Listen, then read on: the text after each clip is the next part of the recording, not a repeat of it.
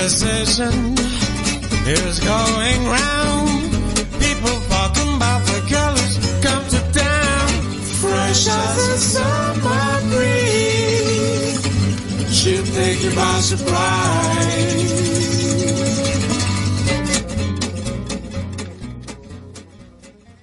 Good morning and welcome to another episode of Fresh Waves here at Whistle Radio. Whistle FM. Boy, that dates me calling it Whistle Radio, doesn't it, Jay? Yeah, it takes us way back. It does. Well, good morning, everybody, and thanks for tuning in to Fresh Waves. We have a fabulous show lined up today.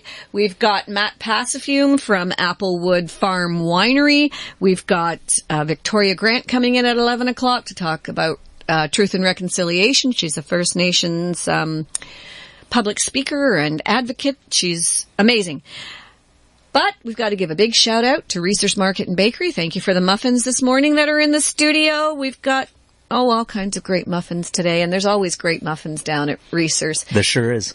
Jay, thanks for all the work you do behind the board. Our technical producer this morning, keeping us on the air and keeping us safe and sound. Of course, that's my job. And you do a good job at it. Thank you. All right, so getting right on with things. Matt Passafiume. I actually looked it up, and it's been a year since we've seen you. 1 year. Our Fantastic. annual Matt Passafiume Day. How are you? I'm doing very well, thanks. How about you? I'm great, thank you. Now, your winery and farm is at McAllen and Stouffville Road. Yes. Just north. And you can't miss it. If you go over to Stouffville Road and McAllen and you drive north, you can't miss it. So I don't even need to give more directions than that. No, we're right there, basically northwest of Stouffville and McAllen, yeah. There you go. Now, you guys do strawberries and apples. Yes. As far as I'm concerned. I mean, I'm sure you have a garden that grows other things, but for the public, you've got strawberries and apples. And I heard that this year was not the best of strawberry years. I would say, yes, that's an understatement. We are, it was the worst year we've ever seen in 45 years of growing. Never seen a year like this. Really? Absolutely. It was sometimes you get compounding factors. And last year rained. We had our wettest year in 45 years. And the strawberries grew. The roots were very peripheral. You didn't have those deep reaching roots that you get when they're looking for water, because they were able to grow sort of like a spider on the surface of the ground. And then they went to bed last winter. Everything looked great. We had a hard winter, of course, and then we had that ice storm. And we had a lot of days of minus 30, which we don't usually get. Or we get it for 1 week, but then it goes away. And worse than that, we had the minus 30 with thaws.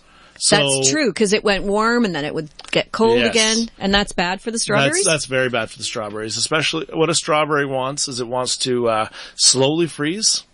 Really any perennial. It wants to, slowly freeze into the winter and then slowly wake up. But it was like everybody went out... like you sort of woke them up in a couple times in December and January with these warm days and rain or sun, and you lost all your, right in those shallow roots, of course, is where the ground thawed. Mm-hmm. And then, of course, you'd hit the minus 30 again. And then that was followed by 2 weeks of the hottest weather I think I've ever seen in June, July. That cusp, we were over 40 degrees pretty much every day. Yeah. And the field literally just shriveled up. Those shallow roots just couldn't keep up with the demands that the plants had were making on them, and the field died. What a shame. It was a very big shame. But it's funny how... Okay, I didn't see as many strawberries as I usually see this year. I can honestly say that. But I didn't hear anything in the big media about that kind of thing. And I think in a province where a crop like strawberries is really important to us. I mean, it's important even from a childhood experience kind of thing. As a kid, I used to come to your farm and pick strawberries. I took my kids there to pick strawberries. And there's other places that we know of that we go to get strawberries. And when that's not there, that's an important thing. It's true. I think a couple things have happened there. I think Ontario has, for the most part, when we see strawberries in the store all year now, We don't Yeah. really think about where they're coming from. Right. And that flow from across the border never stops, even through our strawberry season. The strawberries are always there. Also, not every strawberry grower was hit as hard as we were. We are a little bit, we're lower and flatter. We tend to be in a bit of a heavier soil. The guys that are growing in sand, of course, they didn't have the problem last year where the roots would grow very shallow because even with the big rains, the plant still pushes down. But for us, where the water was sitting on the surface, the plants grew very shallow. So it was a multiple factored Right. death by 1,000 cuts. Yeah, and we're just hoping to avoid that anytime in the future. Yeah. Well, as you would want to, because even from the tradition of growing strawberries. The thing is, too, we have different varieties of strawberries now. Strawberries are affected by light Yes. profoundly. That's how the plant exists. So when the light starts to get less during the day, the strawberries know it's time to go to bed and blah, blah, blah. They're a spring kind of a thing, right? Exactly. But now we have varieties that grow all year. We have ever-bearing varieties. Applewood, we don't do that at all. No. And they don't taste the same. No, they don't. But it's also, see, we have ever-bearing raspberries. What's interesting with the ever-bearing fruit, and I think you summed it all up it's a response to the sun. As your days get shorter moving into October and you don't feel that bright, intense sun on your face. Well, you know what? There's not that much energy going to the plant. So the plant literally can't build the sugars that it could in July. Right. So you'll find with those ever-bearing fruits, they put out a very tasty fruit in July, August, and maybe the beginning of September. And then as time goes by, they'll become a little less sweet, a little less intense, just because you're putting less energy into the plant. Okay. Because you do see some of these varieties now, too, and the skin on the strawberry feels tough. Like a... Yes, well, that's very different too. There's a lot of strawberries that are bred. The first and foremost reason for their being is shipping. They have to travel. Whereas an Ontario berry, especially a June-bearing strawberry, you look at them sideways and they start to go off, right? They're just they're sweet, they're fresh, they're beautiful, and you have them for 2 days. And you enjoy them. Yeah. Yes. Or you freeze them. And I think that's part of their charm and beauty is that they're special. Yeah. They won't wait around for you to get to them. You have to enjoy them when they're here. Right. And that makes them that much more special, doesn't it? It really does, absolutely. Grab them, eat them now. Yes. Even the little wild ones that they grow at are at my cottage. Such a treat, yes. Oh, people say, why bother? They're so small. They're so flavorful. Add 3 of those to your yogurt. Yeah. And they are wonderful. Anyway. All right, we're going to take our first little break here, and when we get back, we'll be talking apples, because strawberries are long gone, and apples are here.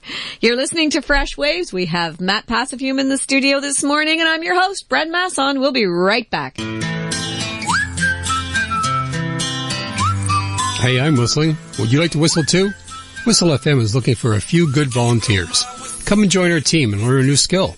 We're looking for producers, show hosts, and even people to help out around the station. Learn something new and meet new people. Email us at admin@whistleradio.com or drop by the station behind Stillville Fine Furniture. We hope to see you soon.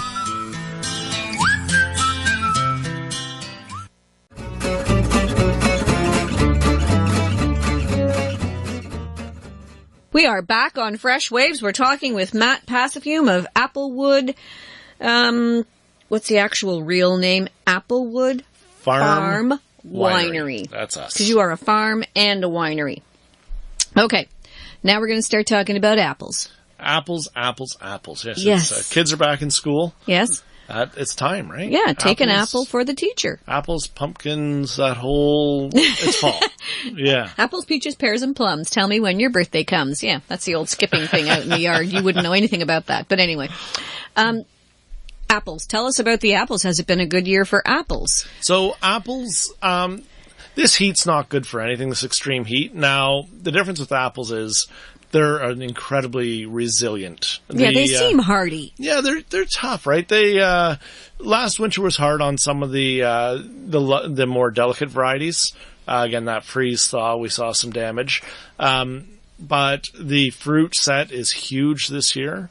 And that means there's a lot of apples. So when you go driving by the orchard in the spring and the early summer and you see all the blossoms all over the trees, that means you're going to get a lot of apples? So all the blossoms plus a lot of bees plus some luck.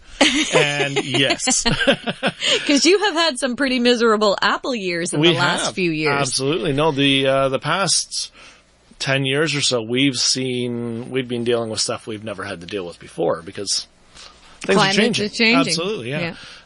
So this year we've got a great crop, and that's largely owing to the fact that we had a light crop last year. So the trees sort of had a year off. They slack about, and then they wake up and they're feeling great, and they put out lots of fruit. Perfect. Now, having said that, you don't want too much fruit on the tree. So we actually went through and physically removed at least 50% of the fruit. Really? By hand, yeah. In July, August, we were ripping apples off left and right. The ground was green with young apples. Because if you think about how much productivity anything can do, you can do in a day, a plant can make, everything is limited. And the tree will grow 200 apples, but it will only make X pounds of sugar. So many pounds of sugar. And it will spread those through all those apples, or you can knock it down to 100 apples on the tree, and you can have bigger apples, sweeter apples, just a better quality apple. Yeah, okay. That makes sense. Yeah, because the tree's end goal is just to make as many seeds as possible. That's its job. Right. Our job is to trick the tree into producing a better fruit. Okay. Terrific. So, what's happening with the apples this year? What kind do you have? Because there's a lot of varieties now, and you see some that come into the stores maybe for a month or so, and they get a big promo on them, and there's all kinds of fancy names now, and, it used to be you had 3 apples. Was it a Macintosh or a Delicious? Yes, Exactly. A Mac Delicious and a green one. Was yes. that a Granny Smith or was that the Golden Delicious? Who knew? But there were only 3 or 4 to choose from, and now it's like Apple Mania. It's staggering. And the apple breeding is accelerating. There's new varieties coming out by the handful every year. We have sort of the classics. We have your Cortlands, your Macintosh, your Spencer, Spencer's a less common one maybe, your Spartan. But we have the biggies, the Honeycrisp and the Ambrosia. And we have right now one of my favorites, which is the Ginger Gold. I brought some in today. It's our very first apple to ripen. It's a yellow apple, so like a Golden Delicious, but it's really, really crunchy and really sweet with really, really low acidity. It's beautiful. Wonderful, and I'm going to eat while you talk because absolutely. Yeah, that's a crunchy apple. Some crunchy sound effects there. That's a crunchy apple, and it's really good. Now, when you're dealing with early apples, generally early apples are not that sweet and they don't store well.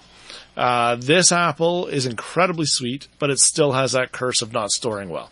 So it's sort of like a strawberry, like we were talking earlier, where you want to really enjoy it while it's here. And I'm a firm believer. We grow up in Ontario, or we grow so many things in Ontario here that are here today, gone tomorrow. And I'll go through, when strawberries are here, eat strawberries. When apples are here, eat apples. Peaches, corn, whatever it is, just dive in and eat it till you don't want it till next year. And enjoy it, yeah. And enjoy it.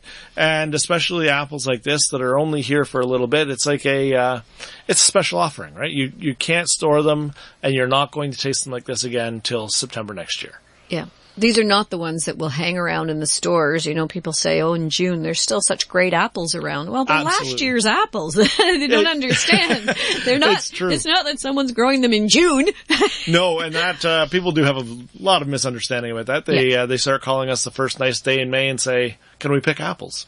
And we have to break it to them that no, not for another 5 months or so. But oh, well, I saw Honeycrisp in the store yesterday. Someone's doing them. Well, yes, maybe in South Africa, but not here. and that's the thing. You get into these apples like Honeycrisp and Ambrosia in particular, which is our very last apple to ripen. They store beautifully, even just in your fridge till February or so. Oh, I always have my Honeycrisps well into February and March. And even if they get a little wrinkly on the outside, to make them into pancakes and things like that or pies, they're fantastic. It's still a fantastic offering, yeah. So you have to enjoy them while they're here, and just a little bit of knowledge about the ones you put down. But the good rule of thumb is the last ones to ripen or the later ones to ripen will keep later through the year. Okay, that's good to know. And why is that? They have more stable sugar or something? I don't actually know 100% why. They tend to be a little higher in sugar and a little higher in acid, which are both very protective against oxidation. But why they stay firm, I don't know. It's a trend of the later apples. A phenomenon. It is. Yeah. It's one of those things. It's just one of those things. Okay, tell me about those little crab apple things. Okay. Because I think crab apples are something that used to be a pain in the neck for us because we had crab apple trees at home and they bloom so beautifully and they look so pretty, and then they're just a mess. They drop these little apples that get shredded in the lawnmower and they attract wasps, and I never found them anything to be other than a pain in the neck. Yet my neighbor was always picking her crab apples, and she would cut them in half and dip them in salt and eat them because they were so sour. I guess the salt did something to combat the sour. I don't know, but she'd sit outside on her deck and eat these crab apples and salt. I've never heard of crab apples. I'll have to try that. Now, crab apples are incredibly high in sugar. But they're so sour. Incredibly high in acid. They're very, very high in sugar, and they're very, very high in acid. So how do they get that sour taste if they're so high in sugar? It's just the acid. It's the acid overpower, like a lemon. A lemon is actually quite high in sugar. Oh, okay. You wouldn't know it, but it is. So you have so much acid there. So something like a crab apple, which has all that sugar potential. We have a few apple trees that we sell just by the bag. We don't have enough for pick your own exactly. But they're apple crab apples, and they're called a Manchurian crab apple. They're about maybe a 2-inch apple, a little wee apple, and they'll hit probably about 18 bricks in terms of sugar. Now, for anybody who doesn't happen to make wine or beer, that an average apple might be about 11 or 12. So you're getting an additional 50% at least sugar in that apple. So these, even though the acid is higher, the sugar is so high in these apples, and they've managed to drop some of the acid of your traditional crab apple. So they are they're like a little candy. They're incredible. They're the cutest things you've ever seen, and my kids love them. And I think they love them because they're just so super cute. Yes, it's true. It's like a mini apple. It's like so anything sweet. that's shrunk down somehow is, you get a it's little, sweet and cute, and it is. They're amazing, and they fit in a lunch bag so well. They do, and it's nice to. That's one of the biggest complaints about something like a Honeycrisp is the ridiculous size of these apples. And sending them with a kid is a real. You've got this beautiful apple, which is just gorgeous, and you only got 20 of them in a 20-pound bag because they're a pound a piece. You send it to school with your kid, and 2/3 of it comes back brown. It's bounced around the school all day. Yeah. So here's a trick. You cut the apple and you rub the sides of it with a little bit of lemon. Makes a great. Then they don't go bad. They don't go brown. No, they don't go brown. And you can give them half an apple or a quarter of an apple, and they're still happy with it. Absolutely. And I also, apples like the Spartan or the Ambrosia, which are still really sweet and kids like, are a much smaller apple. Yeah. So that's a nice, they're not as crunchy though. Nothing crunches like a Honeycrisp. But, I don't think there's another apple out there that has that distinct, when you even just pierce it a little bit with your teeth, it snaps. Yeah. Right? It breaks like glass. It's not like a regular apple for sure. It is just the most special thing ever to be invented. Now, I have heard people say, well, the apples are so big nowadays because they're all GMO'd and they're all like made to be the biggest apple ever. And I kind of shake my head and say, yes, there are some crops in the world that are GMO'd and they're mechanically made. But I don't think that's the case with apples, is it? No, and I'm actually glad you brought that up because there's a lot of misinformation about it. Yeah. There's a lot of breeding going on in apples right now, which is no different than it ever was. And that's not you plant a seed chemical process. That's Mother there's a lot Nature of at its grafting. finest. Yeah. Exactly. And grafting, Yeah. My uncle used to tinker with that all the time when you graft one to another, and he would get flowers that had multiple colors on them because he grafted two plants together. And he didn't have any sophisticated machinery. He had a paring knife and some twine. Yeah, and a lot of skill. Grafting is a really tricky thing for sure. But no, as far as GMOs and apples go, there are two apples that I know of currently on the market. They are called Arctic something, and they put a non-browning gene in them, which is a bizarre thing to me because some apples go brown and some don't, and who cares, really? Yeah, who cares? And I just take a potato peeler and slice off that little thin layer of brown so that it's or you white just eat again. the whole apple at once, and it doesn't go brown on you. So that's why they did modify those. There's a red one and a yellow one available. We don't grow any of those. I don't know any Ontario farms that do. Yeah. It's just not a thing. No, there's not. It's not. And there's so many great apples out there that are bred conventionally. And we don't, there's no secret, magic formula. potion? No. We're not allowed to talk about that. Oh, the magic potion. Okay. The magic potion. No, there's no real secret. The secret is, like I was saying, keeping the load off the tree. If you have the tree produce a third of the apples it could, those apples are going to be big and beautiful. Right. If you let those apples just sort of go the way the tree would have it go, a couple things are going to happen. The tree is going to tend to produce biannually because it likes to produce a big crop. A lot of trees like to produce a big crop one year, then take a year off. Right. So by stripping down 50 or more % of the wood of the apples, you can allow those, prevent that biannual tend. Right. And also by really pruning those trees down hard every winter, removing a lot of the wood that lets the sun in and really make every apple as potent as possible, as sweet as possible. There you go. That's the same kind of principles that Hal Horton talks about when he talks about the Christmas trees. How a regular spruce or pine in the forest is constantly reaching for sun, reaching down for water, reaching out to get the best view of the sun, and they're sparse. They would rather have a few branches and do well with those, so they constantly prune them so that they keep producing more branches to get the fluffy trees that we have. It's the same kind of thing, right? Exactly. Same kind of thing. You have to work. It's a cooperative effort between you and the tree, I think. Yes. Exactly. Okay, we're going to take a little break and pay some bills. You're listening to Fresh Waves. We're talking with Matt Passafiume of Applewood Farm and Winery about apples. And we'll be back with some more information for you right after this. Stay tuned.